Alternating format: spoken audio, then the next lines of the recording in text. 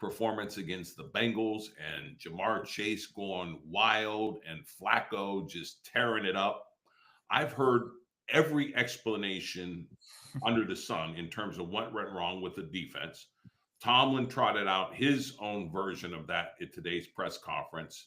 I just got to ask you, Nick, okay, what, because I've heard personnel is the problem. I've heard it was uh, predictability. I've heard coaching. I've heard the scheme. I've heard that they threw everything at the kitchen sink during that game to try to stop it. Tomlin says it was really the running game, and the penalties that spelled doom. What are the weaknesses there? Can they be fixed? We have a murderer's row slate of the schedule coming up. I mean, is the writing on the wall that this defense is cooked, or what's going on? A little bit of everything you said is correct. This Steelers team tried a lot of different things. There's no doubt about it. They tried to kind of run the entire cachet of explosive kind of stoppers that they could. They tried to run different double teams and shades and all the coverage schemes that you could think of. So they did bring out the entire Rolodex of coverage. They ran cover two, they ran quarters, they ran cover three, they ran cover one, they ran some cover zero, they ran different types of doubles on Chase and Higgins. They double Chase on some plays and then doubled Higgins on others. They did a bunch of different things to try and get things thrown off for the Bengals, and nothing was working. It really was that simple. This team got cooked, and I think personnel was a big part of it. I think let's kind of break this down. So I have coaching errors, and then I have personnel. So let's start with the personnel because I think it's easier just to parse through. Darius Slay can't run. That's one thing. Man to man, Darius Slay, not this type of man to man. You could play him in off kind of quarters man to man stuff and match and stuff like that, like he did last year in Philly, but not in this single high scheme. The transition from what he did in Philly to now has been really hard on him, and you could tell it. He's kind of struggling. He's trying to push after it, but it's not really working right now. Chuck Clark needs to stop playing so much. It's just a simple thing. I mean, he's not a free safety. He's a box safety. When he's on the field, communication naturally breaks down more. Thornhill's a better free safety anyways, and is not an appreciably worse tackler at this stage in his career. And Peppers is a better player too. So he's the fourth best safety on the roster. Let's stop playing him like he is the second. It's stressing communication in that way. Ramsey, I think, just can't go man to man outside with these top guys anymore, and that's fine. It is what it is. I think he's a really good slot and nickel kind of force player. I think he's a great safety. I think he's still a very good football player. They just need to find where his usage is in other matchups when you can maybe get him on number two receivers and stuff like that. I think that can be appreciably better. Joey Porter Jr., we know he's just a volatile player, and that's just kind of what he's going to be. He'll get flagged sometimes. He'll have really good games. He's just kind of a tale of two players. The other thing is this linebacker rotation next to Patrick Queen needs to get streamlined. It's too complicated right now. You have Holcomb and Wilson not really even having defined roles. They're just kind of coming in whenever they want them to. It's not like Holcomb's coming in just on rundowns and Wilson's the pass down guy. They need to simplify that. The communication is being stressed. So that's part of it. People were kind of wondering about the defensive line. I thought the defensive line was fine, at least in the pass rush part. I mean, Flacco got the ball out in 2.26 seconds. What do you want him to do? I don't know. In the run game, it wasn't just the D line. The linebackers didn't play well. The safeties let runs that maybe could have been 4 or 5 yards turn into 30-yarders. 28 hit 37 yards both times. Safeties took bad angles. Sean Elliott with an uncharacteristically poor run defense game. That's not going to happen every week, so you can feel better about that probably. Let's talk coaching. We talked a little bit about it with roles, right? Getting Ramsey into the right role.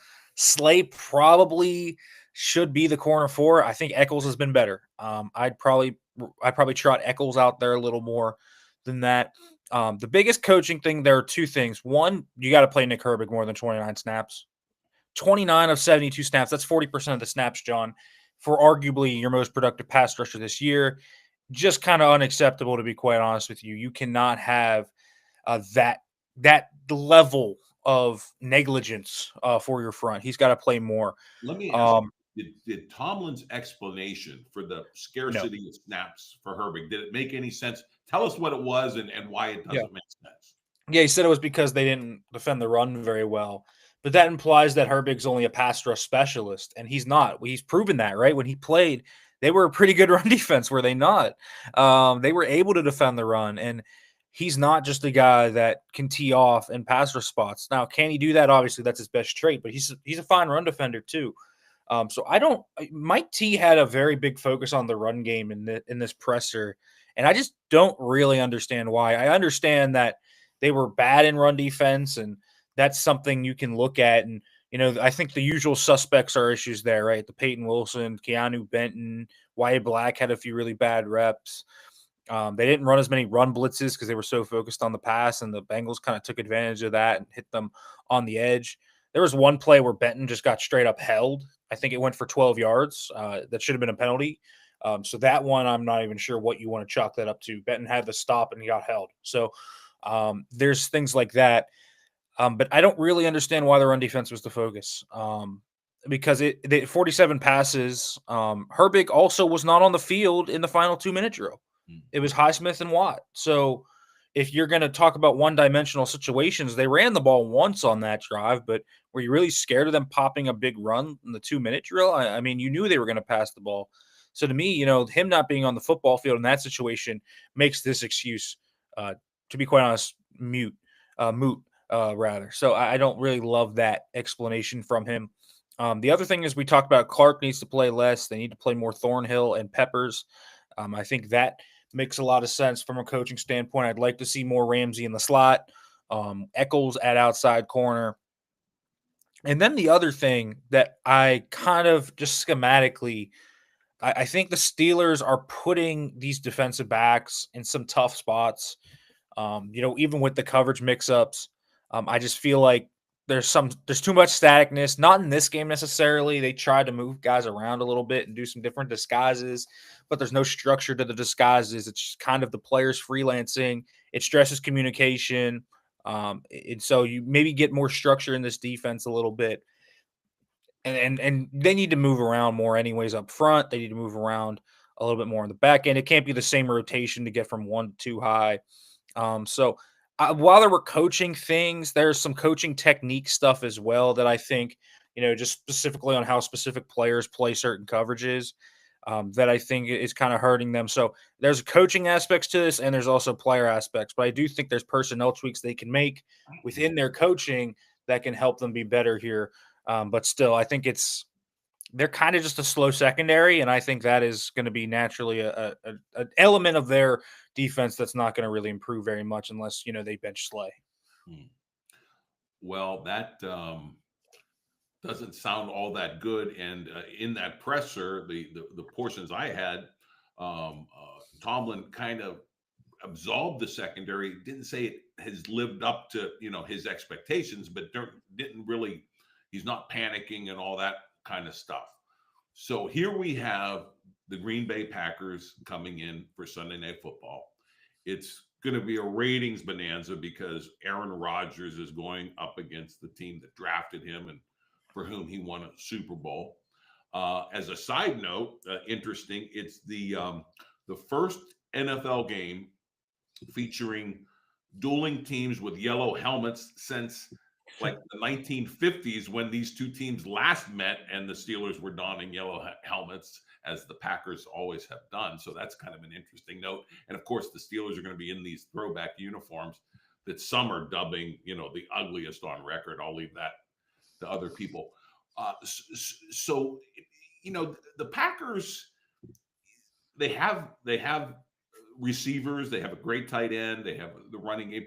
How does this team, coming off that Flacco, getting flustered by Flacco, this defense, how do they stack up against this Packers team coming in the first of a series of really tough opponents that the Steelers are going to face over the next, 6-7 weeks? The Steelers face some very bad offenses between the Jets, the Vikings with Wentz isn't really a world beater. Seahawks look really good, but they face some really subpar offenses, the Browns, and it didn't matter. They rank, below average in basically most categories outside of just turnovers. This team has a real issue, and I mean the expectation, John, when you see them get carved up by Justin Fields, when you see them get carved up by Joe Flacco, Carson Wentz gets 350 on them. Like the expectation is, and it can't be anything other than it's going to get worse. Like it does, like it really has to feel like that. But there's also, I think, when you take 4 days off, there's time for tough conversations. And I think Slay sitting down is one of those tough conversations. Eccles has been really good this year. And I think you'd be remiss to not play Eccles more. Chuck Clark, tough conversation. There's just a lot of tough combos that I think needed to be had on that side of the football. And some of that's personnel related. Hey, they might even need to trade for somebody, right? A corner or free safety. But tough combos need to be had there.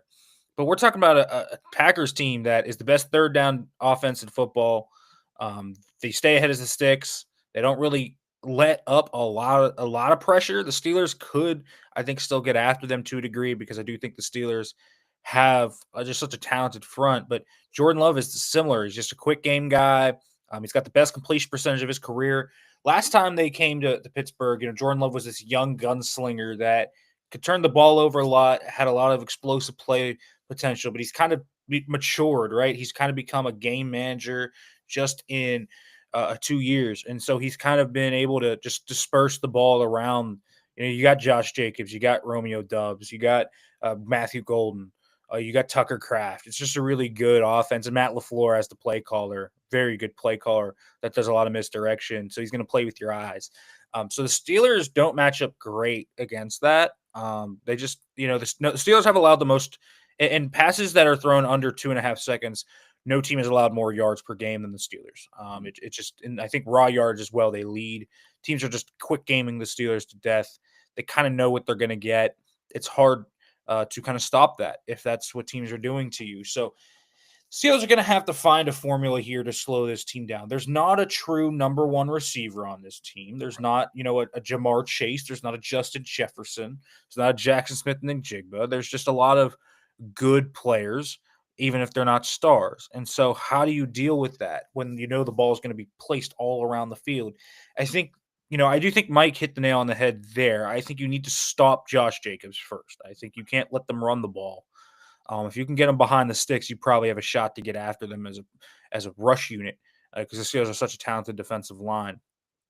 So I think that's the focus for the team is can you stop the run, keep them in one-dimensional situations. Loving these receivers can beat you even in those situations, but I think that's the Steelers' best chance to maybe create some turnovers, create some havoc, and get after that. So do not love the Steelers' defensive matchup in this game, but I don't think we're going to be saying that very often this year, to be quite honest with you, given what we've seen. On the other side of the football, I actually like that matchup, but we'll talk about that. Okay, all right, we'll definitely talk about that. And again, the Packers coming in, and it doesn't get any easier. Colts, Chargers, Bengals, Bears, Bills, Ravens.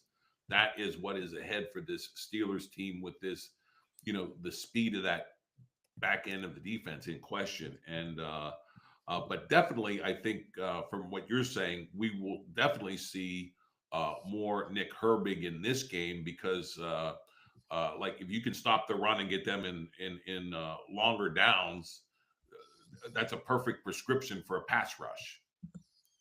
100%. That's what they need. And they need to slow down Jacobs. But Jacobs has been someone that has just been really tough to stop for a lot of teams. They run very efficient offensively in the rush game, in the passing game. They're just a really efficient offense. They don't really struggle much. Even if they get field goals out of it, they still drive. So they usually win the time of possession and different things like that. So the Steelers have to force this team to be one-dimensional and try and force them kind of into spots where maybe you can get those turnovers because the Steelers kind of underratedly over the last 2 weeks, 0 turnovers defensively forced. So they need that back. All right. Well, and as you mentioned, let's flip the field. Look at Aaron Rodgers and the offense facing the Green Bay Packers and his old team. I'm going to just tee it up with one comment. I'll get your comment, and then you can go dissect this matchup for the Steelers offense. Broderick Jones, who we talked about last week, who some say is coming along at left tackle. We were saying that, well, maybe the progress isn't as great as it seems. But that bonehead play last Thursday where he tackles Aaron Rodgers and Aaron Rodgers looked pissed. What was behind that? And give us an update on Broderick Jones and his development and his headspace. Where was his head at after? Broderick got in the heat of the moment, I think, there. Yeah, Rogers was real mad. We'll hear from Aaron tomorrow about that. Broderick said they've kind of smoothed it over and everything's okay. So I'm gonna guess no ill will towards Mr. Jones from Rogers, but Broderick has done well. Listen, I don't think the Myles Garrett game was nearly as good as people are saying it was, but last week he played well. He played against subpar competition, and he did what he needed to do. He dominated that matchup. He cleared some lanes in the run game. He's doing better. He's showcasing some flashes of things. We'll see where it fully goes. Broderick Jones, at least, is moving in the correct direction, which is where you want him to go. So is Troy Fautano, who has just been, I think he's started to find, I think he's arrived, to be quite honest with you. I think Troy Fautano is going to be a mainstay for them at right tackle, but Broderick is moving in the right direction, but this is going to be a tough one for him. Micah Parsons, Rashawn Gary, and Lucas Van Ness, whoever he faces.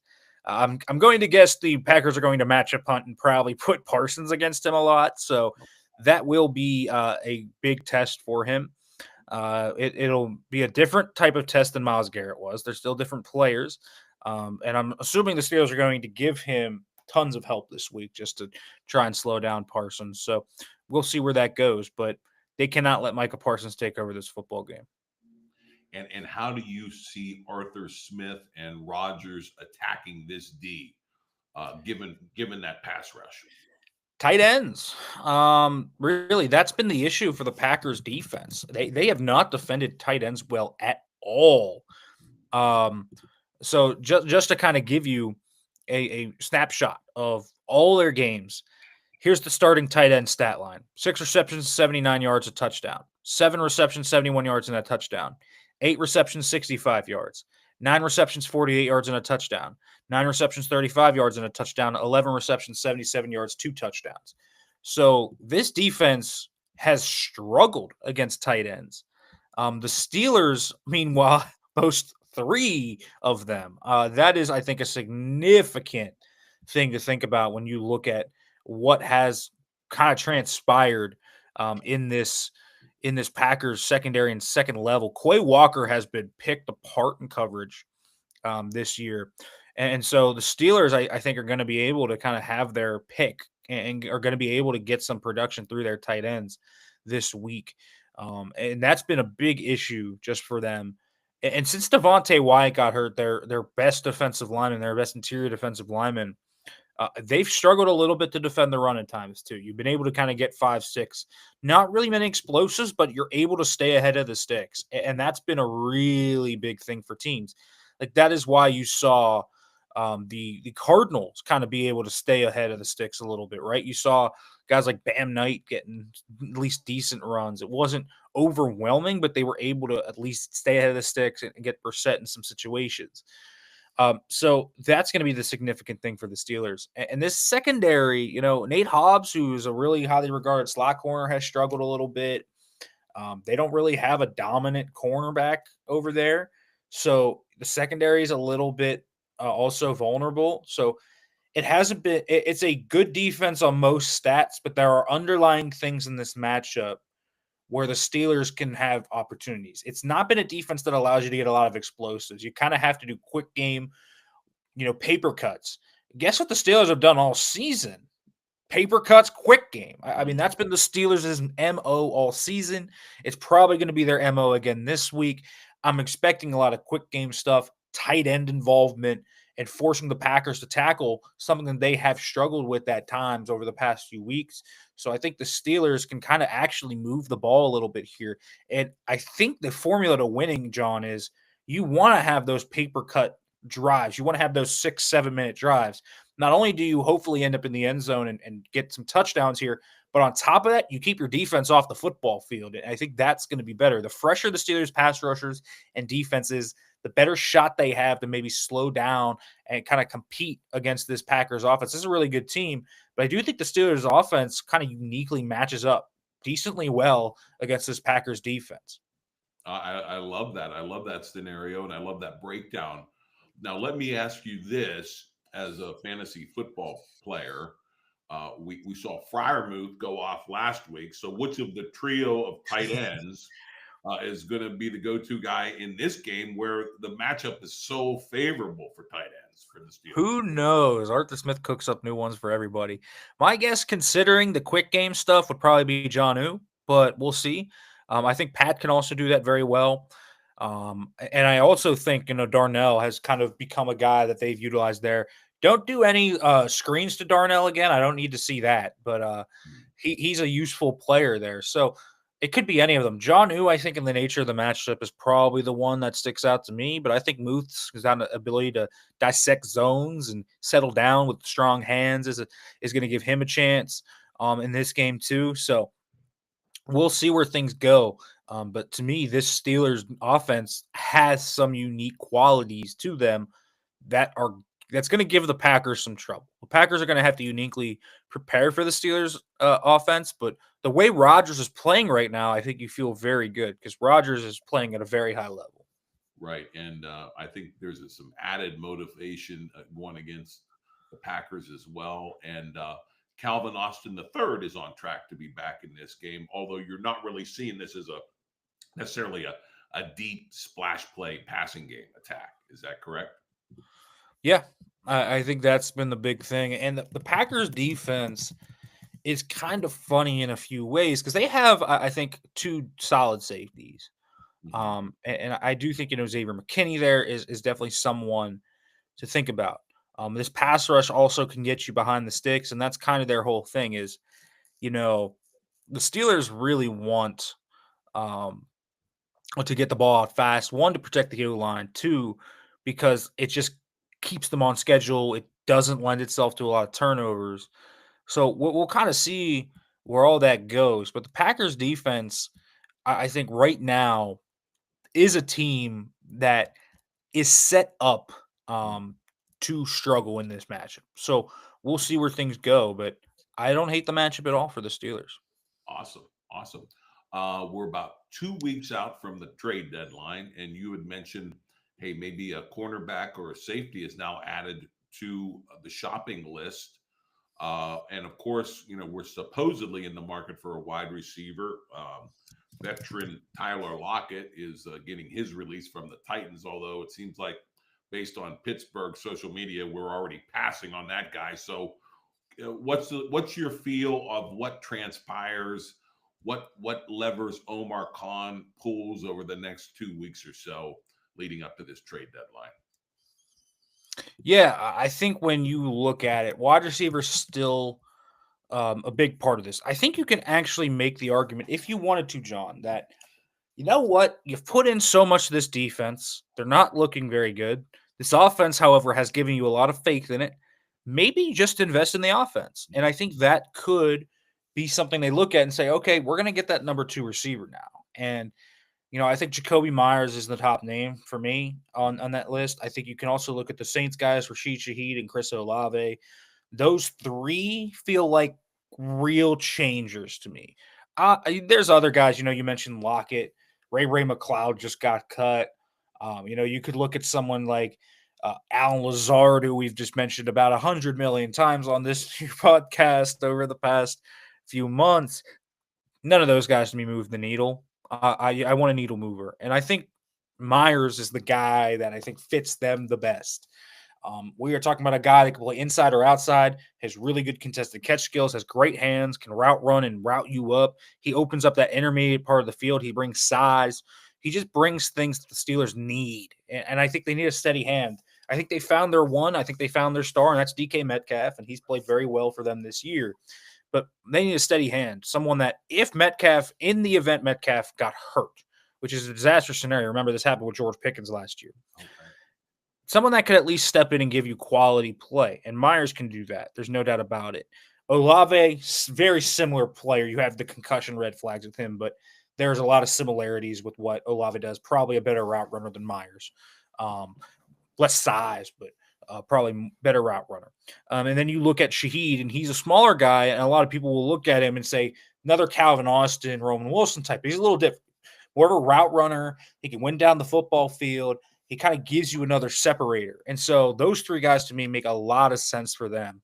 But Jacoby Myers, if they can pluck him out of Las Vegas and get him into this offense, it's a glove-like fit for them. So if I were Pittsburgh, that's who I would look at wide receiver. Corner and safety, we haven't heard a ton of buzz about guys on the market there. I'd call Tennessee on that. They have two players in Amani Hooker and Roger McCreary.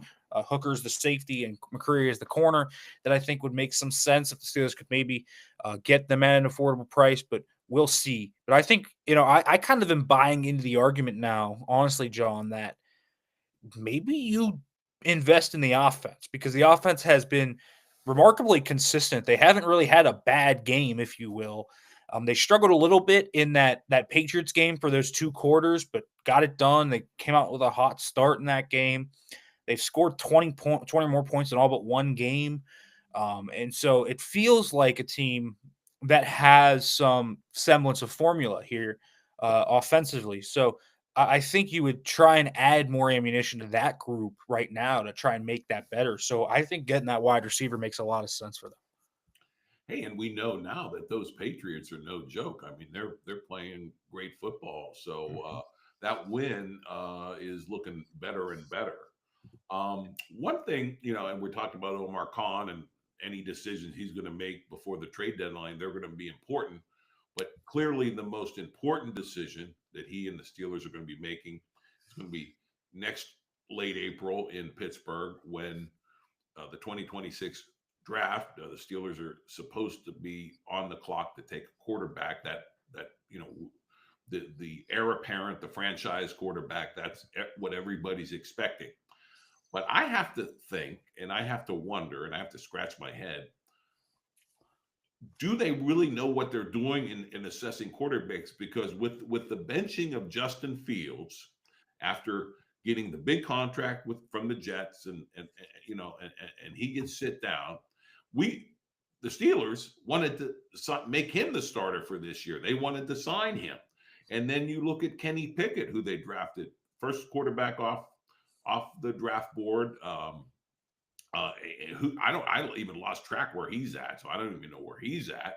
And before that, it was Mitch Trubisky that they brought in and thought he was going to be a starter in Pittsburgh. So I'm just wondering, just given their track record with quarterbacks, I'm getting worried about this idea that they can go out in 2026 and find their franchise QB. I know they're scouting everybody and their brother in college, but I mean, what's your feel of it?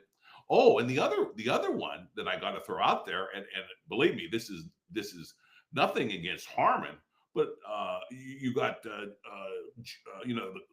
Giants. Jackson Dart, yeah, you got Jackson tearing it up and looking good, and did they miss on him? I'm just scratching my head about the ability of them to find a franchise quarterback next year. I think that's fair. I will say they made the correct decision to not pay up to Fields. They wanted him back, but at their price, they let him walk and pivoted to Rodgers. Obviously, that's been by far the correct pick. Rodgers clearly has a lot still left in him, and he has been legitimately good this year. So that I think is proving to be a wise decision. I also think they have.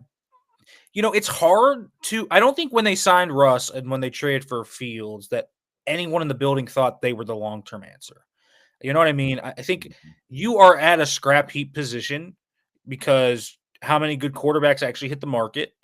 And more importantly, they didn't like the draft classes. And in 24, they didn't feel like they could maybe get up there, or they didn't love, the Bo Nix, JJ McCarthy tier. Fine. I think that's not bad. Missing on Pickett, different story. But they also did move off Pickett quickly. So they righted their wrong there as quickly as they possibly could. So we'll see. I think that's the big question. And listen, if they go up and get one this year, it is going to be going up, up, up. and I'm talking, they might be 24th and have to go up to top 10. So they're Mhm. going to have to trade a lot of draft capital, maybe even a player along with that to go get their guy. So it's going to be a big swing. I think it's fair to question, do they have the right kind of development path? Because even though I don't think Pickett was a first round quarterback and kind of didn't, I never really thought that was a great pick. I do think one thing you can say is they didn't really set him up with the best path. So Mhm. we'll see. I think Arthur Smith has kind of proven to be decent at getting things out of quarterbacks. I mean, he made Desmond Ritter washable for a little bit. He's not even in the league anymore. Fields had his best stretch of games probably as a pro with him as OC. Russ had a little revival before. There's only so much you could do with late stage Russ, and I think what he has done with Rodgers has been very, very good. So they have found a sustainable thing there. And obviously, you can go back to his time in Tennessee and see what he did with Ryan Tannehill. So I think there's some positive things there with Arthur Smith to believe that he might be a guy that can get your rookie quarterback set up and have that right kind of structure there. So we'll see. But I think you kind of have to swallow it and know that they are going to take that swing, because at some point, John, as we say, you can't just keep doing it, running it back and forth and getting these vet scrap heap options. You got to take a swing in the draft at some point. Absolutely. And I gotta ask you the question: are we going to regret not taking the swing on Jackson Dart? I mean, if I were saying yes right now, I think it'd be a little short sighted. He's looked very good. If he keeps playing like this, the answer is going to be yes. Um, but I also think it's a little early. 4 games. Let's wait and see. But I do think right now, he is certainly making teams regret that. I think there's no doubt about that. All right. Well, we got a big game teed up. Oh, I got to throw this out there. I don't know who put it out on social media, Mhm. but after Tomlin's temper tantrum last week about the Browns training away Joe Flacco and the Bengals, obviously then beats the Steelers in that Thursday night game. Somebody put it out there that the Steelers should have signed Flacco just to prevent him from bedeviling Tomlin anymore. And I think that was probably Tomlin would agree with that. I mean, he doesn't want to see Flacco, but we are going to see him again with the Bengals, this time in Acrisure, but on Sunday night.